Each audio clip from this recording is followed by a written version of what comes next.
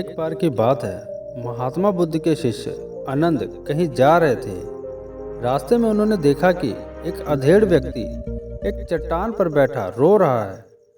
वे उसके पास गए और बोले, क्या बात है, तुम रो क्यों रहे हो? आनंद की बात सुनकर उस व्यक्ति की सिसकियां थम गईं। वो अपने आंसू पोंछता हुआ बोला, मैं पास के गांव का रहने वाला एक गरीब और बदनसीब व्यापारी हूँ। मैं जो भी काम करता हूँ वो बिगड़ जाता है। व्यापार के चक्कर में मैंने अपनी पत्नी के गहने गंवा दिए। मैंने अपने परिवार को भी खो दिया। यहाँ तक कि मेरा घर भी गिरवी पड़ा है। मुझे तो लगता है कि मैं किसी काम का नहीं हूँ। मेरी किस्मत ही खराब है। उसकी बात सुनकर आनंद बोले, तुमसे किसने कहा कि तुम्हारी किस्मत खराब है?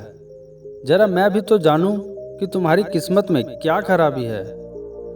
वो व्यक्ति बोला, पहले मैं खेती करता था, पर हर साल उसमें घाटा होता था। कभी सूखा पड़ जाता तो कभी ज़्यादा बारिश के कारण फसल बर्बाद हो जाती। इससे परेशान होकर मैंने व्यापार करने का निश्चय किया। मैंने पत्नी के गहने बेचकर अपना व्यापार शुरू किया, लेकिन मेरा व्यापार नहीं चला। शुरू में परिवार वालों ने मेरा साथ दिया, लेकिन जैसे जैसे मुझे नुकसान होने लगा, मेरे परिवार वाले भी मुझसे दूर हो गए। मैं ये सब उनके लिए ही तो कर रहा था, लेकिन अब वे लोग मुझे देखकर नजरें फेर लेते हैं और मुझे ही मेरे परिवार की दुर्दशा का जिम्मेदार ठहराते हैं। उस व्यक्ति ने एक लंबी सी सांस ली और फिर बोला, मेरा एक मित्र है, उसने भी मेरे साथ अपना व्यापार शुरू किया था। उसका व्यापार अच्छा चल रहा है।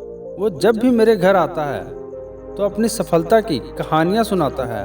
उसकी बातें सुनकर मेरे घर वाले भी कहते हैं कि उसे देख और कुछ सीख। हमें तो लगता है कि तेरे बस का कुछ भी नहीं है। उन लोगों की बातें सुन सुनकर अब तो मुझे भी लगने लगा है कि शायद मेरे बस का कुछ भी नहीं है। अब तो मुझे अपना जीवन ही व्यर्थ लगने लगा है। मेरे मन में ख्याल आता है कि अपना जीवन समाप्त कर लूं। मैं यहाँ आया भी इसी इरादे से था, लेकिन हिम्मत नहीं कर पाया, इसलिए यहाँ एकांत में बैठा विलाप कर रहा था। आनंद बोले, ओह, तो ये बात है। वैसे क्या तुम इसके अलावा कुछ और भी कहना चाहते हो? उसकी बात सुनकर वो व्यक्ति बोला, एक और, मेरा हर काम खराब हो जाता है। दूसरी ओर मेरा मित्र है जो हर समय मुझे नीचा दिखाने का प्रयत्न करता रहता है। मुझे समझ में नहीं आता कि मैं क्या करूं। आनंद बोले, क्या तुम अपने मित्र की बातें सुनकर दुखी हो जाते हो? वो व्यक्ति बोला, हाँ, मैं उसकी बातें सुनकर स्वयं दुखी हो जाता हूँ। आनंद ने पूछा, तुम्हें किस बात का दुख होता है? अपने असफल होने का या फिर मित्र के सफल होने का? उनका सवाल सुनकर वो व्यक्ति एक पल के लिए सोच में पड़ गया। फिर वो बोला, अगर सच कहूँ तो मुझे अपने असफल होने का उतना दुख नहीं होता जितना कि मेरे मित्र के सफल होने का होता है। अर्थात यदि तुम्हारा मित्र असफल हो जाए तो तुम्हें खुशी होगी? आनंद ने प्रश्न किया। वो व्यक्ति बोला, हाँ, मुझे बहुत खुशी होगी। इसका मतलब है कि तुम्हारी खुशी तुम्हारे मित्र पर निर्भर है। आनंद बोले, अगर वो चाहे तो तुम्हें खुश कर सकता है और अगर वो चाहे तो तुम्हें दुखी कर सकता है। तुम स्वयं से ना तो खुश हो सकते हो और ना ही दुखी हो सकते हो। अर्थात तुम अपने मित्र के गुलाम हो गए हो, इसलिए तुम्हारा कुछ नहीं हो सकता। ऐसा ना कहें महंत, उस व्यक्ति ने हाथ जोड़ दिए। आपकी बातें सुनकर मुझे कुछ आशा बंध रही है। आनंद बोले, जब हम किसी से आशा बांध लेते हैं तो उस पर निर्भर हो जाते हैं। ऐसे में हमारी खुशी और दुख भी उस पर निर्भर करने लगता है। इससे बेहतर है कि तुम अपने आप से आशा बांधो। जब तुम ऐसा करोगे, साथ ही पूरे जतन से काम करोगे, तो तुम्हें सफलता अवश्य में होगी। ये कहते हुए आनंद ने एक पल के लिए उस व्यक्ति की ओर देखा और फिर अपनी बात आगे बढ़ाई। तुम्हें लगता है कि तुम्हारा मित्र तुम्हें दुखी करने आता है, पर अगर विचार करो तो वो बातें तो सच्ची ही कहता है। वो अपने संघर्ष और अनुभव की बातें बताता है। तुम उन बातों से बहुत कुछ सीख सकते हो। तुम्हें इसके लिए उसका धन्यवाद करना चाहिए। तुम्हें घर बैठे कुछ अनुभव मिल रहा है। तुम उन अनुभवों का लाभ उठाओ, नई शुरुआत करो, कर्म करते जाओ, हार मत मानो। एक दिन तुम्हें सफलता अवश्य मिलेगी। आज तुम जिसे अपना बुरा वक्त या बुरी किस्मत कह रहे हो, एक दिन ये बदल जाएगी। इसी के साथ तुम्हारे विचार भी बदल जाएंगे। और देखना, जब तुम्हारा अच्छा वक्त शुरू होगा, तब तुम्हारा मित्र भी तुम्हें अपनी सफलताओं की कहानियां नहीं सुनाएगा, तब वो अपनी असफलताओं की बातें बताएगा, ताकि तुम उसकी बातें सुनकर भ्रमित हो जाओ, तुम्हारा आत्मविश्वास हिल जाए और तुम गलत निर्णय ले सको। लेकिन उस समय भी तुम्हें अपनी बुद्धि का प्रयोग करना होगा। तुम्हारा मित्र जैसे आज तुम्हें दुखी करने आता है, उसी तरह उस समय भी वो तुम्हें दुखी करने आएगा। क्योंकि जिस तरह उसे दुखी देखकर तुम्हें मजा आता है, उसी तरह उसे भी तुम्हें दुखी देखने में उतना ही मजा आता है। वो व्यक्ति बोला, आपने सही कहा, लेकिन मेरा सबसे बड़ा दुख ये है कि मेरे परिवार के लोग भी इसमें शामिल हैं।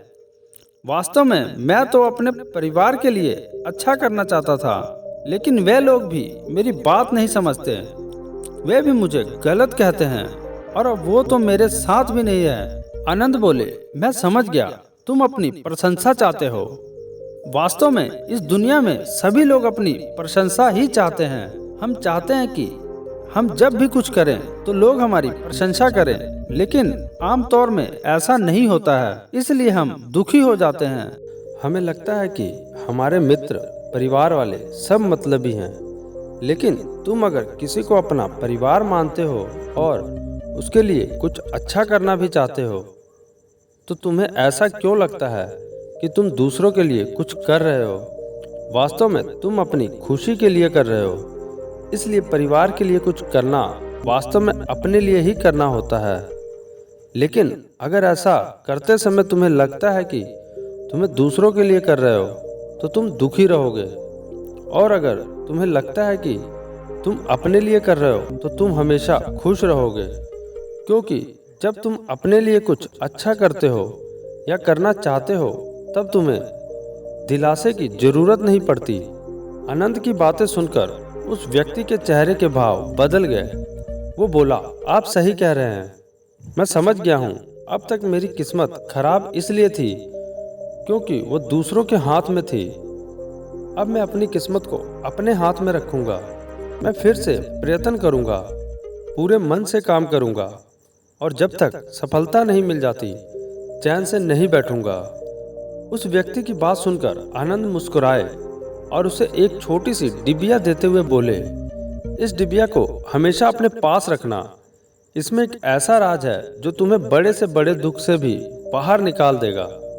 लेकिन इसे तभी खोलना जब तुम्हारे जीवन में कोई रास्ता ना सुझाई दे और तुम्हें लगे कि सब व्यर्थ है, ये दुनिया व्यर्थ है और यहाँ रहना भी व्यर्थ है।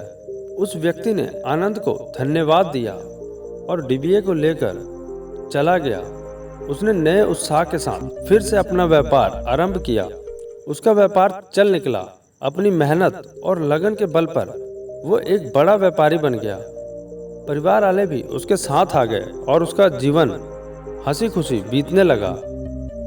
अब वो भूतकाल का रोना छोड़कर भविष्य काल की चिंता नहीं करता था, बस अपने वर्तमान को संवारने में लगा रहता। और जो कुछ भी वो करता था, वो अपने लिए करता, अपनों के लिए करता, इसलिए वो प्रसन्न रहता। उसने जीवन में अब कोई दुख नहीं था। लेकिन वक्त हमेशा एक जैसा नहीं रहता है, वो बदलता रहता है। उसके जीवन में भी बदलाव आया। एक दिन उसके राज्य पर पड़ोसी राजा ने चढ़ाई कर दी। उसने इस राज्य पर अपना कब्जा कर लिया। उसके सैनिकों ने चारों ओर लूटमार मचा दी।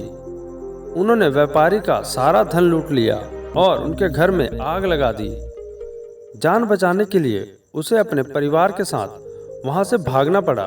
वो व्यक्ति अपने परिवार के साथ कई दिनों तक इधर उधर भटकता रहा। वो दाने दाने को मोहताज हो गया और उसका बच्चा भी बीमार हो गया था। इलाज के अभाव में वो तड़पने लगा। ये देखकर उसका हृदय चित्कार कर उठा। वो कैसे अपने बच्चे का इलाज कराए? उसके पास तो खाने के लिए भी पैसे नहीं थे। ऐसे में उसे एक बार फिर निराशा ने घेर लिया। उसे लगने लगा कि उसका जीवन व्यर्थ है। सारी दुनिया व्यर्थ है, किसी भी बात का कोई मतलब नहीं है। भले ही आप जीवन में कितना भी कुछ कर लो, लेकिन कितनी भी सफलता हासिल कर लो, पर अंत ये जीवन समाप्त ही होता है। तो फिर ऐसे में जीवित रहने का क्या फायदा? इससे तो अच्छा है कि वो अपना जीवन ही समाप्त कर दे। लेकिन तभी उसके दिमाग में आनंद की दी हुई डिबिया की बात याद आई। उसने उत्सुकता के साथ उसे खोला। डिबिया के भीतर एक पर्ची रखी हुई थी। पर्ची पर कुछ लिखा हुआ था। उसे पढ़कर उसकी आंखों के आगे छाए निराशे का अंधेरा छट गया और वो मुस्कुरा पड़ा। पर्ची पर लिखा हुआ था, ये समय भी बीत जाएगा। उसने डिबिया को अपनी मुट्ठी में भींच लिया और एक नई शुरुआत के लिए उठ खड़ा हुआ। तो दोस्तों, अगर आप भी ऐसी ही परिस्थिति से गुजर रहे हो तो निराश ना हो। अपने अतीत पर शौक मत करो, ना ही भविष्य की चिंता करें। अपने वर्तमान को जिएं और उसे बेहतर बनाने के लिए सच्चे मन से प्रयत्न करें। यकीन जानें, जल्द ही आपकी किस्मत बदल जाएगी।